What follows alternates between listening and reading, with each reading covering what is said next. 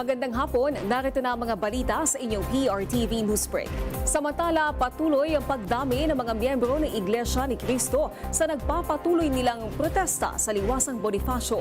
Bahagya namang sumikip ang daloy ng trapiko sa mga kalsada sa paligid ng Liwasang Bonifacio. May detalye si JM Pineda. JM.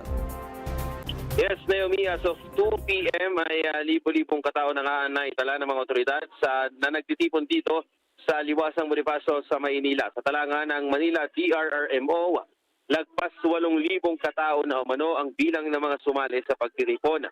Parte pa nga rin yan ng pagtitipon ng protesta ng mga miyembro ng Iglesia ni Cristo laban umano sa korupsyon. Wala pa din ang pagkapan ng tao sa lugar kung saan kanya-kanyang pwesto ang mga ito sa loob ng Freedom Park. Gaya ng mga aktibidad sa EDSA sa unang 2 araw, may mga performances at speech na nakalinya sa kanilang programa.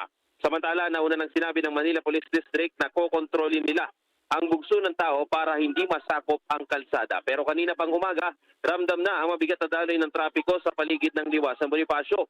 Usad pagong na ang andar ng mga sasakyan sa Quezon Bridge at ang buntot ng traffic ay nasa Quiapo Church na rin.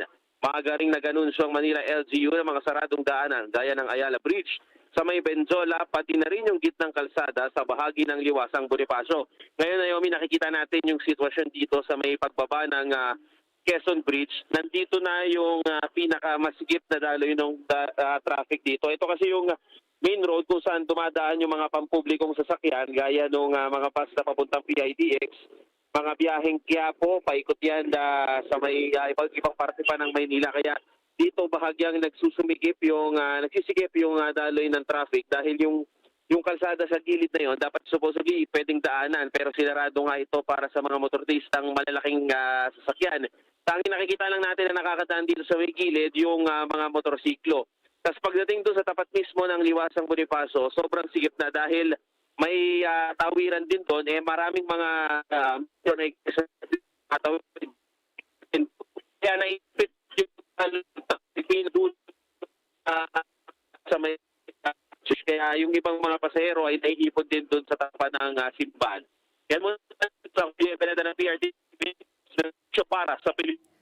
Maraming salamat, JM Pineda.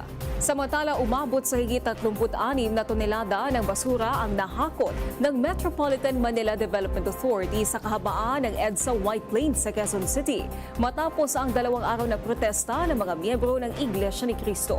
Ayon sa MMDA, patuloy ang mga operasyon ng Metro Parkways Clearing Group sa kahabaan ng EDSA upang mapanatili ang kalinisan, kaayusan at kaligtasan sa lugar. Kabilang sa mga isinasagawang hakbang ng ahensya ang pag-aayos ng concrete barriers, paglilinis ng naiwang debris at agarang paghakot ng mga basura.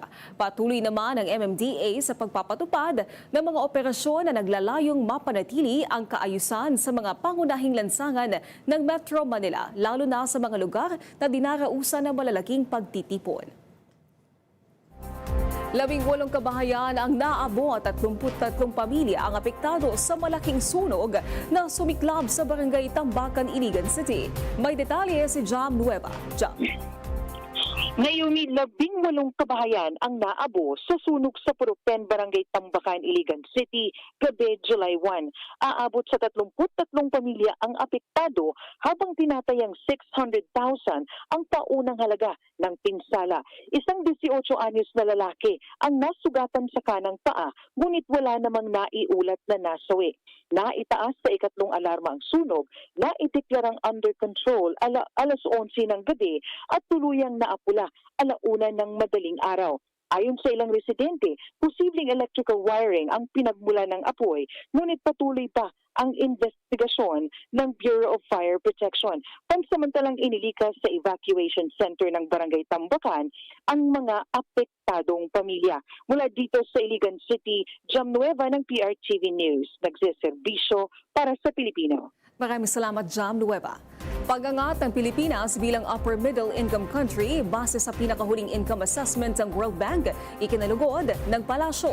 May detalye si Christian Bascones. Christian. Tunay lamang na epektibo ang mga patakaran at reformang ipinatupad ng administrasyon sa nakalipas na 4 na taon. Yan ang pahayag ni Pangulong Ferdinand Marcos Jr. kaugnay ng pagkilala ng World Bank sa Pilipinas bilang isang upper middle income country. Pangako ng Pangulo na ipagpapatuloy ng pamahalaan ang mga reformang magpapalakas sa ekonomiya at magdudulot ng mas maraming pagkakataon para sa mga Pilipino. Ayon pa sa Pangulo, matapos manatiling lower middle income country mula pa noong 1987, kinikilala na ng mundo ang pagunlad ng Pilipinas. Binigyang diin niya na nananatiling matatag ang ekonomiya ng bansa sa kabila ng mga pandaigdigang hamon dahil sa mga tuloy-tuloy na paglago ng ekonomiya, matatag na halaga ng piso at mga pangmatagalang reforma. Pinuri rin ni Pangulong Marcos ang sipag at katatagan ng mga Pilipino na anyay malaking bahagi ng pagunlad ng bansa. Sinabi rin niya na ang mas mataas na katayuan ng Pilipinas ay magpapalakas ng tiwala ng mga investor.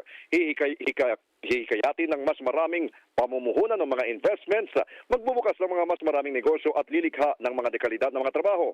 Paglilinaw pa ng Pangulo na ang tunay na sukatan ng pagunlad ay hindi lamang nasa numero, kundi sa pagbuti ng pamumuhay ng mga pamilyang Pilipino. Dagdag pa niya, ang paglago ng ekonomiya ay dapat magbigay ng mas maraming pagkakataon at mas maayos na kinabukasan para sa mga bawat mamamayan. Samantala, kinumpirma ng World Bank na ang pag-angat ng Pilipinas matapos umabot sa $4,850 ang gross national income per capita ng bansa. Mas mataas ito sa $4,636 na pamantayan. Nakatulong sa pag-angat ang average na 5.8% na paglaki ng gross domestic product mula 2021 hanggang 2025 at ang malakas na pagganap ng lahat ng mga industriya sa bansa. Yan muna ang ulat mula sa palasyo. Balik sa iyo, Naomi. Maraming salamat, Christian Bascones. At yan ang mga balitang nakalap ng inyong PRTV Newsbreak. Live kami sa free-to-air Beam Channel 31, Signal Channel 31 at sa YouTube. Tumutok din sa aming social media accounts sa Instagram, Facebook at TikTok sa PRTV Prime Media. Abangan ang mas komprehensibong balitaan ng alas 5:30 ng hapon sa Arangkada Balita. Ako po si Naomi Tiburcio. Magandang hapon.